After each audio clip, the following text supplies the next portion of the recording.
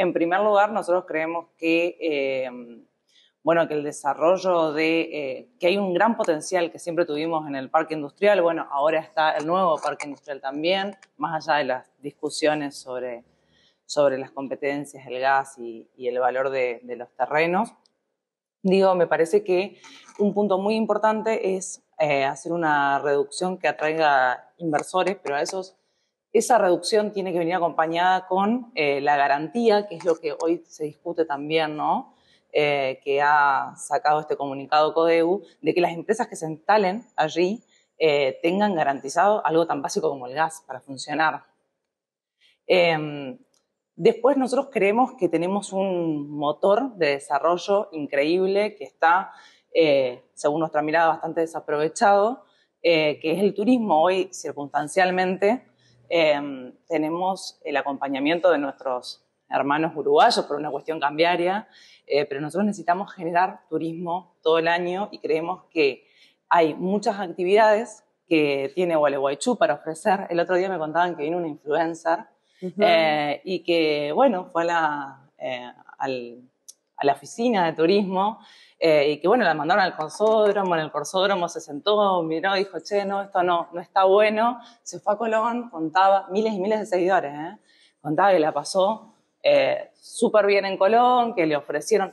Entonces, esa atención al turista, ya digo, no puede ser muy difícil tener un código QR en cada restaurante en el que vos entres o en cada espacio público y te digan cuál es la oferta turística, las experiencias que ofrece Gualeguaychú. Tenemos desde viñedos hasta experiencias náuticas. O sea, no podemos solamente desarrollar el turismo con lo público y con el carnaval, sino también darle la oportunidad a todos los prestadores de que encuentren allí sus emprendimientos gastronómicos, sus experiencias, porque en definitiva lo que busca el turismo es vivir una experiencia en Gualeguaychú, y nosotros creemos que ese es un factor productivo enorme.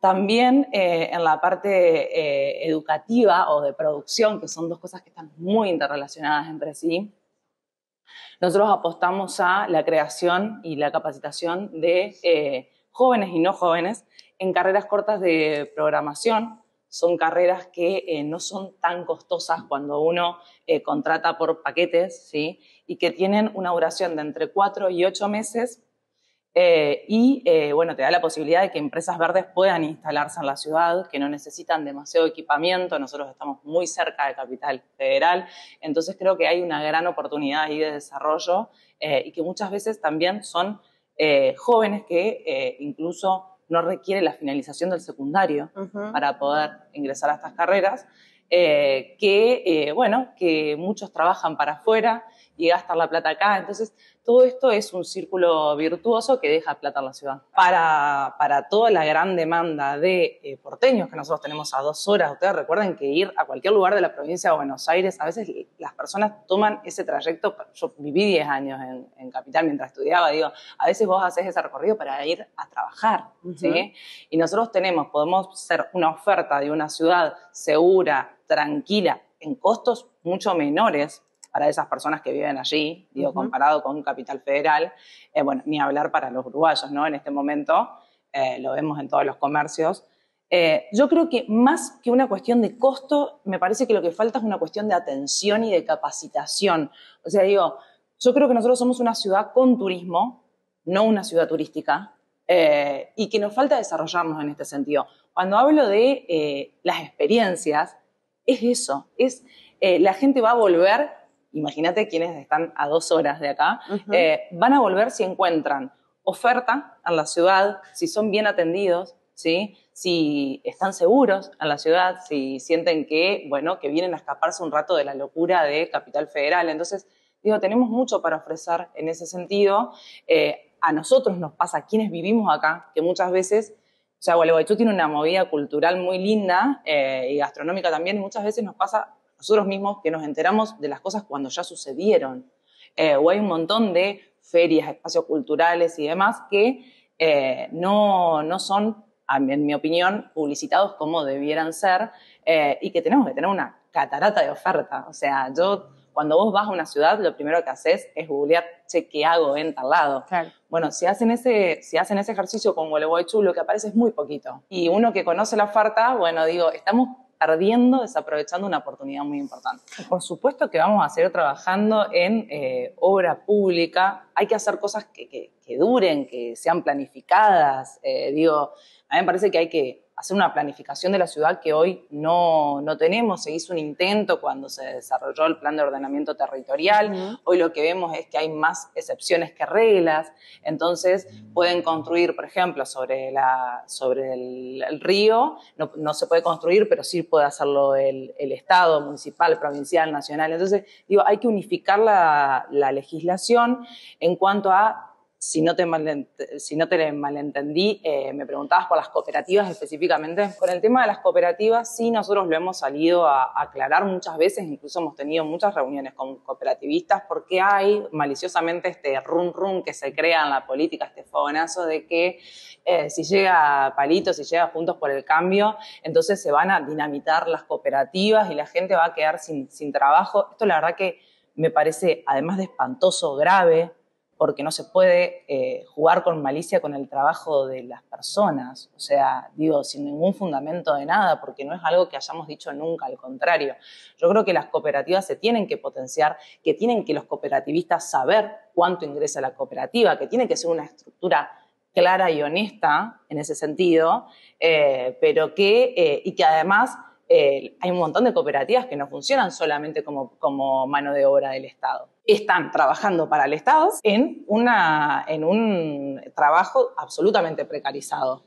O sea, digo, el empleo público, ¿sí? Tiene diferentes modos de contratación por derecha. Claro. Bueno, acá las cooperativas se usan como mano de obra del Estado para hacer tareas del Estado, ¿sí? Sin la protección que tienen los empleados públicos, ¿sí? Entonces, digo, me parece que lo que hay que hacer es transparentar cuánto dinero ingresan a las cooperativas, o sea, que sea una cooperativa de verdad, o sea, que tenga la finalidad de una cooperativa, o sea, que es que, se trabaja, se recauda y se divide. Ahora, lo que nosotros nos encontramos es con cooperativistas que no tienen ni idea cuál es el balance de la cooperativa porque no se los cuentan. Y además hay un montón de cooperativas que funcionan muy bien y que no son solamente mano de obra del Estado, sino que funcionan con el privado. Entonces, esa articulación es la que tenemos que lograr. Hay que decir de qué hablamos cuando hablamos de cooperativismo. Entonces, es importante aclarar estos conceptos. A mí lo que me parece que sí hay que identificar es que o sea, que todo lo que genere trabajo y desarrollo hay que obviamente acompañarlo. A mí la verdad que me pone muy mal escuchar de gente que tiene, digamos, cargos importantes en el gobierno, diciéndoles o mensajes a los cooperativistas diciendo que los vamos a dejar sin trabajo. O sea, con el laburo de la gente no se jode, y más en la situación en la que estamos. Entonces, eso me parece que es un punto que es muy importante aclarar y que sí hay que tener otra mirada del cooperativismo y sí hay que ayudar a la capacitación, la formación y que esas personas puedan tener trabajos, o sea, esas cooperativas puedan tener una vinculación también con el sector privado, que no sea solamente con el público. Eso no significa restar trabajo, significa sumar. Yo creo que se han hecho políticas públicas que están buenas en materia ambiental, pero me parece que muchas veces caemos en el eslogan vacío de decir, bueno, nosotros, Gualeguaychú en políticas ambientales es la mejor del mundo y funciona todo bárbaro en la ciudad, cuando realmente eso nos impide poder corregir los errores. Nosotros lo que tenemos que hacer hoy en materia ambiental es, a lo que se está haciendo, ponerle rigurosidad. ¿A qué me refiero con esto? Nosotros tenemos un ecoparque que está al límite de la capacidad, ¿sí? Entonces, hace un tiempo se crea esta planta de biogás, que en realidad el producido de la planta es, acorde a la inversión, digamos, es muy menor, alimenta 47 lamparitas, ¿sí? Y es cierto que, o sea, el municipio lo que dice es, bueno, mira, nosotros invertimos millones en esta planta de biogás para crear conciencia ambiental. Yo creo que la conciencia ambiental, que hubo políticas mucho más económicas que crearon mucha más conciencia ambiental. O sea, recuerdo la campaña, por ejemplo, Gualeguaychú se une y se para, ¿sí? Que se daba en las escuelas. Entonces, nosotros llegábamos a casa y mi hermana, que dicho sea de paso, está terminando ciencias ambientales. Algo de todo eso también en los niños, ese trabajo con los niños quedó, y eso me parece que es súper positivo y es uno de los ejes que hay que volver a tratar.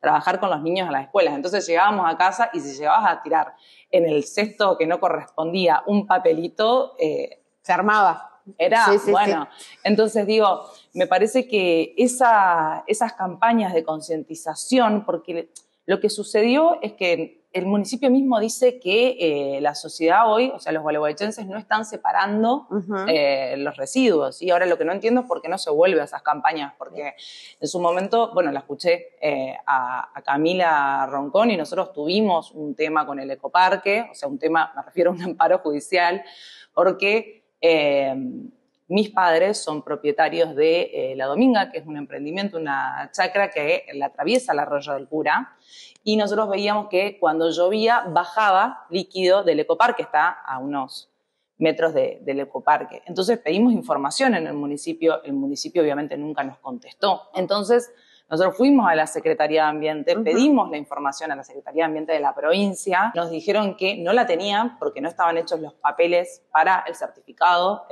de aptitud ambiental.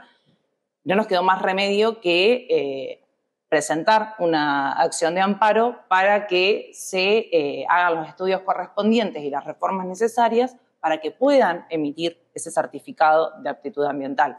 Bueno, la justicia en este sentido nos dio la razón.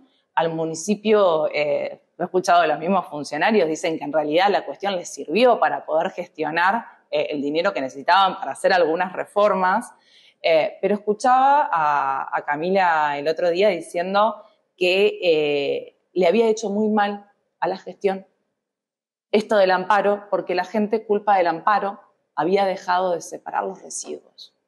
Entonces, estas cosas que uno escucha del gobierno, como que había un descreimiento de lo que hacía el ecoparque y por eso la gente había dejado de... Entonces, estas cosas que hace el gobierno de jugar un poco con lo que el gualeguaychense no quiere decir, ¿sí?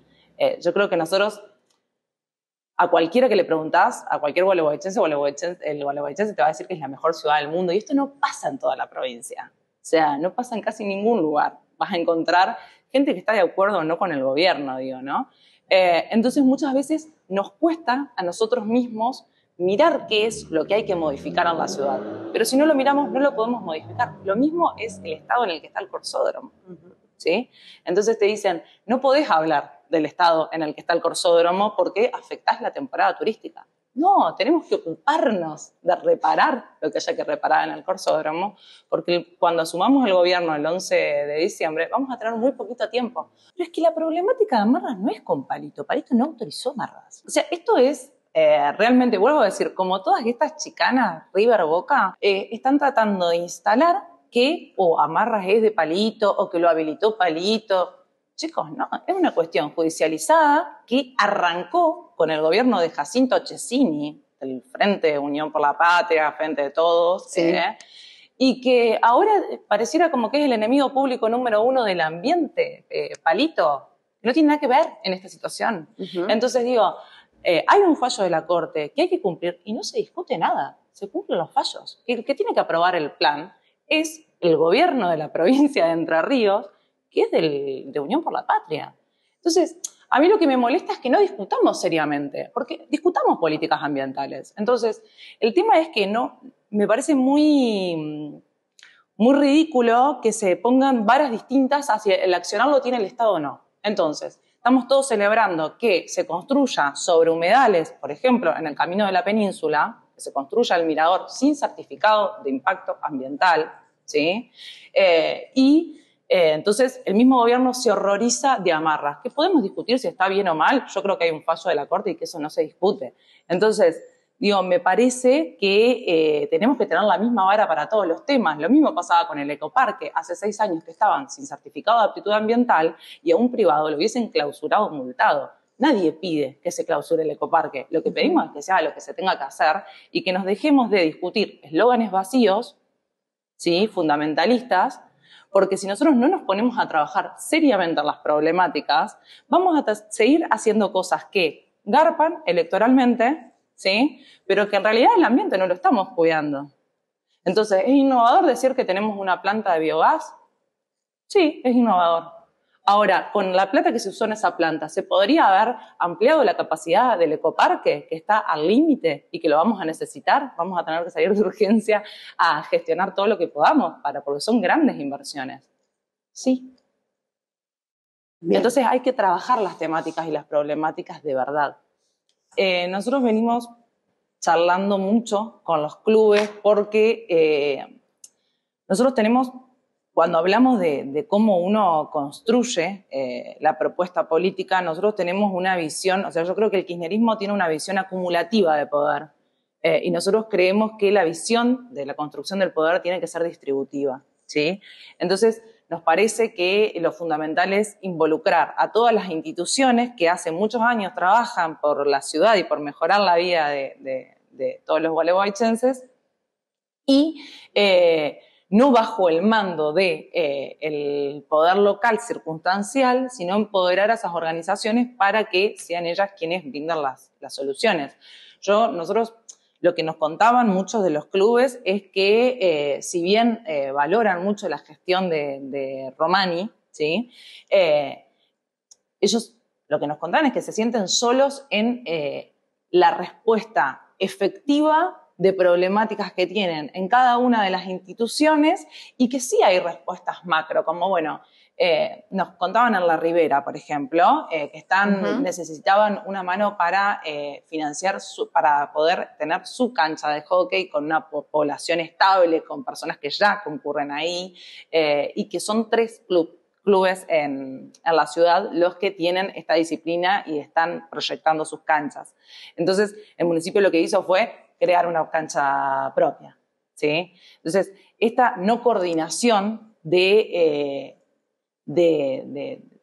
los privados, digamos, y este no acompañamiento y el modus operandi de hacerlo por afuera, ¿sí? Que es lo mismo que pasa con el parque industrial.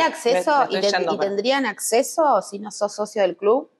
Pero por supuesto, la cuota que cobran los clubes en Gualeguaychú, de verdad, nosotros lo hemos hablado con todos los clubes, inclusive con aquellos que tienen una población en que las cuotas son de hoy en día 500 pesos, ¿sí? Es medio paquete de yerba, ¿sí?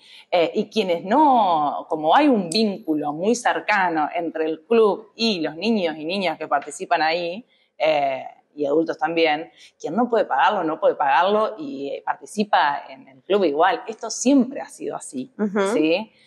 No, en eso no.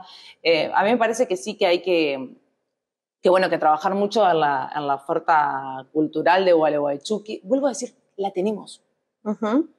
La tenemos. El otro día estaba en una reunión de jóvenes que planteaban estos espacios culturales con actividades educativas, con actividades ambientales y con ferias de la economía circular. Yo digo, bueno, pero nosotros tenemos espacios hoy que realmente hacen eso. Lo que nos falta es el acceso a esos lugares y a la información de que esas cosas ocurren en Gualeguaychú. Es muy poca, vuelvo a decir. La fiesta es una inversión y atrae inversión. ¿Sí? Después podemos discutir.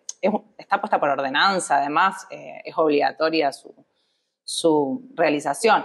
Pero sí podemos discutir los gastos. Yo creo que la gran falencia de la organización de la fiesta es que el vecino no tenga la información certera para poder evaluar esa inversión y cuánta es la plata que entra a la ciudad mediante el turismo y las personas que vienen a visitarnos esos días que inauguran la temporada.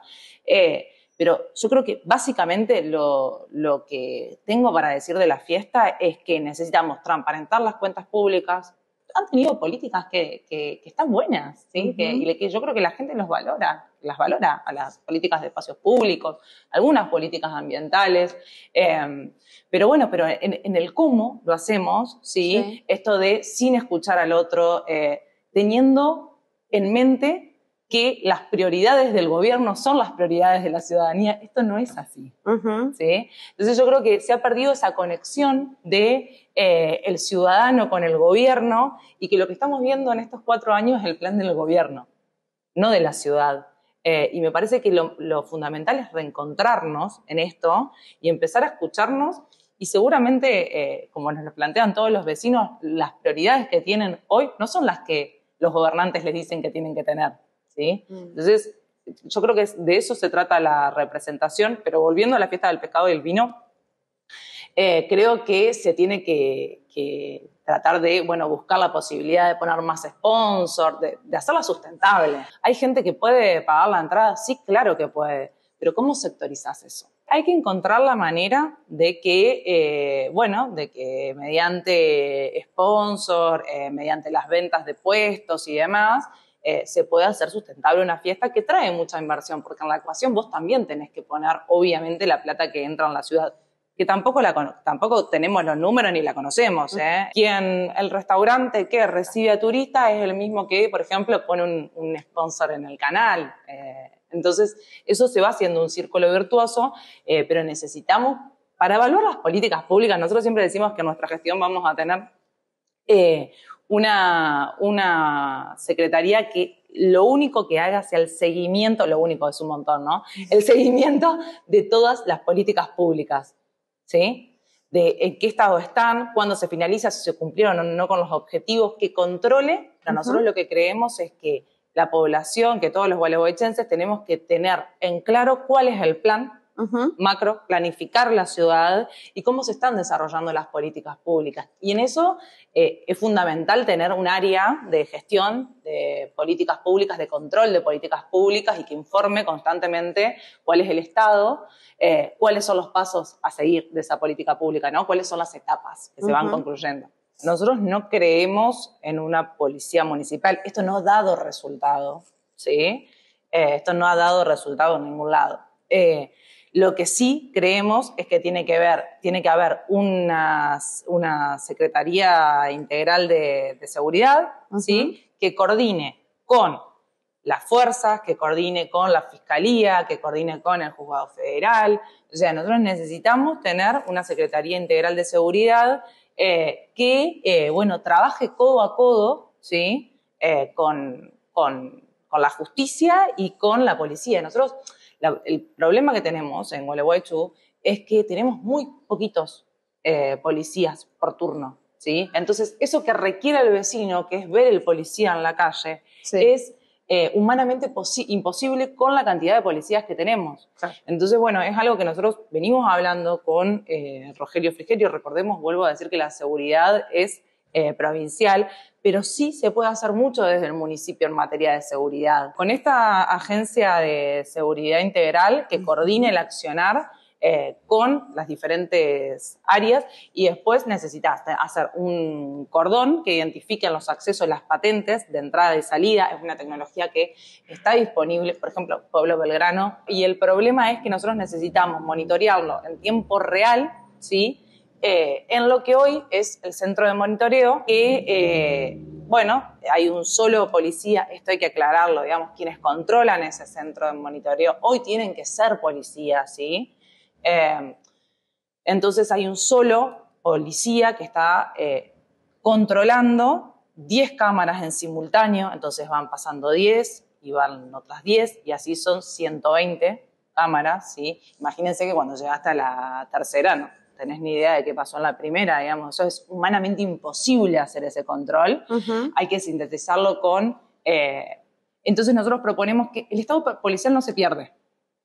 Entonces, en primer lugar, nosotros apuntamos a que provincialmente se modifique esa ley y que puedan ser civiles civiles formados, por supuesto, quienes puedan hacer el control de esas cámaras. No estamos hablando, quiero ser clara, pues, no estamos hablando de mandar civiles a las calles, porque nosotros tenemos muy pocos policías y los policías los necesitamos en la calle. Para eso hay que modificar la ley que, exige que sean policías. Pero una solución, aunque sea momentánea, es que sean retirados, porque el Estado policial no se pierde, ¿sí? Y nosotros podemos ayudar dándole una mano a la policía de que no tenga que poner efectivos ahí, porque además tenemos un parque automotor muy escaso, el coche más nuevo es de 2017, ¿sí? La municipalidad colabora con algo de nafta, que es muy, muy poquito, a la policía. Entonces tenemos pocos policías que en su mayoría no tienen los recursos desde lo provincial ni desde lo municipal para poder cumplir con sus funciones de la manera en que nuestra policía sí podría cumplir. Pero bueno, y hay que, como te decía, instaurar que el 911 con conexión directa y las cámaras para cualquier emergencia, ¿sí? El 911 porque lo que está comprobado es que cuando vos estás en una situación de estrés o angustia, 111, empezás a nombrar números y necesitamos facilitar en eso. Y si nosotros tenemos un centro de monitoreo con el personal adecuado para poder vigilarlo con cámaras domos, o sea, no son costosas, porque siempre viene la crítica esta como de, bueno, ¿de dónde van a...? Sí, o sea, bueno, hay que ver, digamos, por eso digo, también hay que transparentar los gastos. Yo estoy viendo, digamos, todo el tiempo entre la decoración que tiene la ciudad, digo, yo creo que una maceta de las grandes de cemento, sí. Hoy, 2 macetas, ponele. La cámara domo hace un tiempo salía algo así como $50. Sí. ¿Sí? No estamos hablando de sumas exorbitantes para el Estado, ¿sí?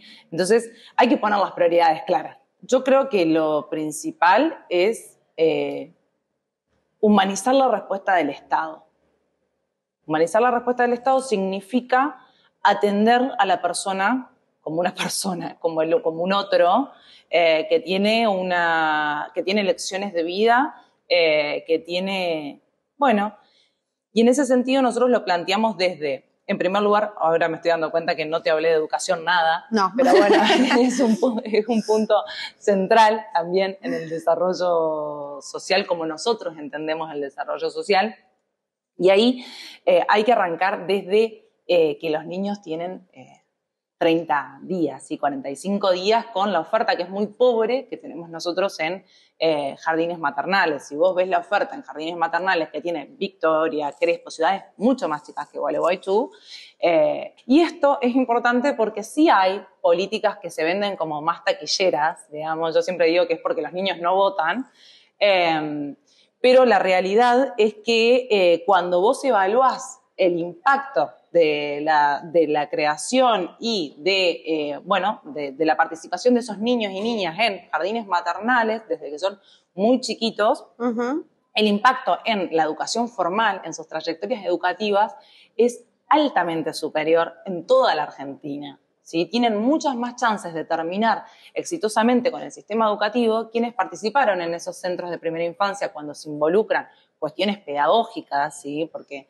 lo que teníamos hasta hace un tiempo en Gualeguaychú eran, jardines maternales con una concepción de guarderías. Y esto además está vinculado de manera muy estrecha con que esas madres de esos niños puedan salir a trabajar, que muchas veces es algo que las mujeres digamos, siempre como que nos critican a las mujeres en este sentido, como de, bueno, sí, o está siempre ese comentario de, bueno, mirá, no trabaja, no sé qué. Digamos, con los niños en situación de pobreza que tenemos hoy en Gualeguaychú, a muchas mujeres muchas mujeres se les hace imposible poder salir a trabajar porque obviamente que no cuentan los recursos ni tienen quien esté con esos niños. Además, no hay tanta oferta de jardines, siquiera privados, ¿sí? Sí.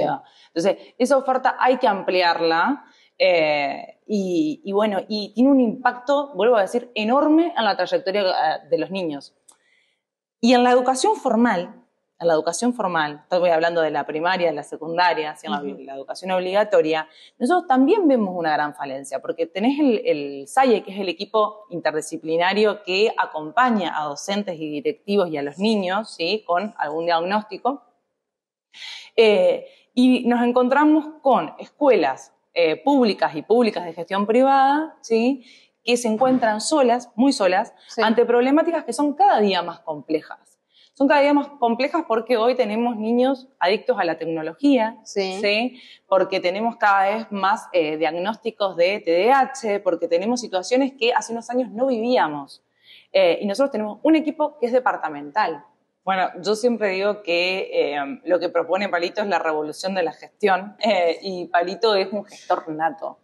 sea, es el que va, golpea la puerta y así hizo en su gestión en Pueblo Belgrano, golpeó todas las puertas, se encargó de gestionar, de conseguir los recursos y confío mucho en todo lo que podamos gestionar para Gualeguaychú de fondos nacionales, internacionales, provinciales. Digo, yo la verdad que tengo mucha confianza en eso, en primer lugar. En segundo lugar, obviamente que hay demandas de edificios propios y la oferta que tiene Gualeguaychú, volvemos de vuelta a la información, porque la oferta que tiene Gualeguaychú entre terciarios, universitarios y tecnicaturas es de 113. O sea, nosotros realmente tenemos una oferta importante para estudios superiores en Gualeguaychú que realmente creemos que la población ni siquiera está en conocimiento de que esa oferta existe, ¿sí? Lo que hay que hacer es ser responsable con lo que se promete y con lo que... porque vos no podés traer carreras y tenerlas a la mitad, tampoco podés traer, esta es mi opinión, carreras que tienen un alto costo para la municipalidad, porque son quienes se hacen cargo del pago de los docentes, ¿sí? Y que esas carreras tengan 3 alumnos, como sucede hoy en tercer año de, por ejemplo, trabajo social. Hay que mantenerlo porque esos niños, esos chicos se tienen que, chicos o no chicos, se tienen que recibir, obviamente, ¿sí? Pero cuando se evalúa qué hacer con el dinero público, ¿sí? Hay que tener esta discusión de a dónde van los recursos, de cuáles son las políticas que tienen más impacto. Entonces, ¿las ponemos en traer una sola carrera o construimos jardines? ¿Qué tiene impacto? ¿Entendés? Entonces, ese análisis y ese análisis económico de cuánto es lo que sale, los dineros que salen de todos nosotros, del municipio, para bancar cada una de las carreras, es una discusión que se tiene que dar. Hoy nosotros no lo sabemos, está en transferencias o no sé qué punto específico del presupuesto que tiene un nombre random, ¿sí? Que significa que ahí van los salarios de esas carreras. Pero no tenemos el número certero porque en ese ítem que ponen, ¿sí? Nada nos asegura que en realidad esa es la plata que va, si es la totalidad o si es parcial. Entonces, digo, nosotros tenemos que discutir políticas públicas, pero tenemos que tener acceso a cuál es el costo de esas políticas y cuál es el impacto en la comunidad. Si sirve para evadir las obligaciones del Estado, entonces no sirve. O sea, si yo tengo que ir al presupuesto participativo para poner luminaria en mi calle, digamos, eso no es presupuesto participativo, ¿sí? Nosotros hemos hablado con Rogelio Frigerio y con otros candidatos a intendentes de Juntos, y lo vamos a hablar con todos quienes asuman el 11, porque nuestra idea es que se pueda modificar hoy quienes tienen el presupuesto para hacer las reparaciones de las escuelas, estoy hablando de las reparaciones pequeñas, no de hacer escuelas, ¿sí? O sea, las reparaciones de todos los días, los problemas que tienen las escuelas todos los días, es la provincia. Nosotros, quien de hecho a las municipalidades que funcionan bien terminan haciéndose cargo de esas reparaciones, es el municipio, ¿sí? Porque es el que tiene el contacto más cerca. Entonces, lo que nosotros proponemos es que se modifique y que se mande esa partida, ese presupuesto, a que se haga cargo el municipio de hacer esas reparaciones, porque es el que está más cerca y el que tiene que garantizar que los chicos que puedan ir a la escuela, básicamente. Pero sí, o sea, volviendo al presupuesto participativo, a mí me parece que es una gran herramienta si cumple la función de ser un presupuesto participativo.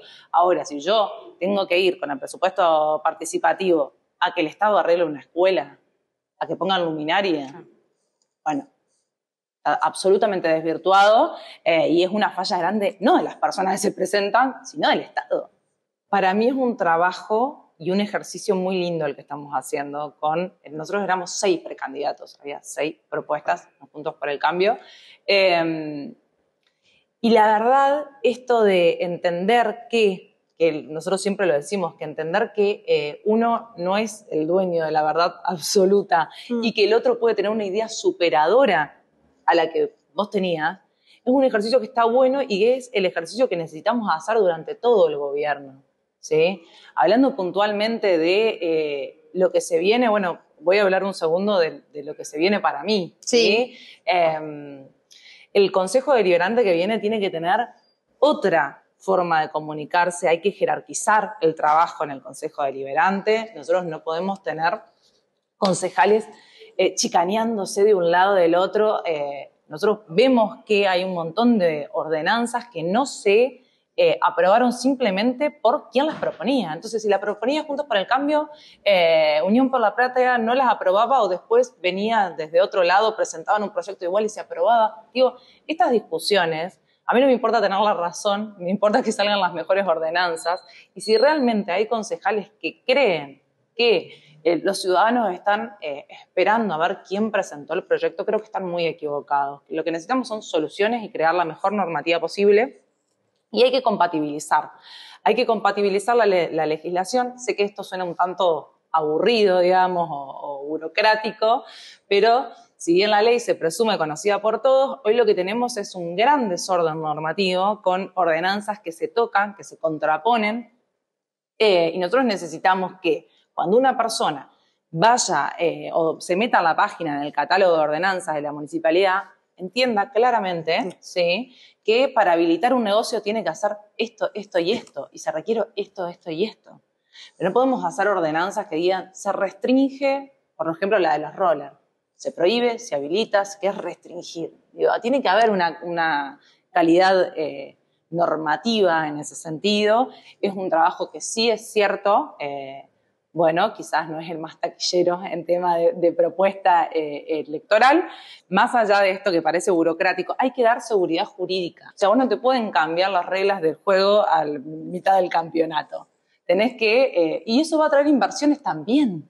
Porque donde hay seguridad jurídica, o sea que, vuelvo a decir, nosotros legislamos por excepción. Entonces, no se habilitan en tal y tal lugar los edificios de más de 3 pisos. Salvo que, bueno, exceptuamos a este, exceptuamos a aquel. Entonces, si tenemos que exceptuar a la mitad de Gualeguaychú y la ordenanza le hicimos mal, ¿sí?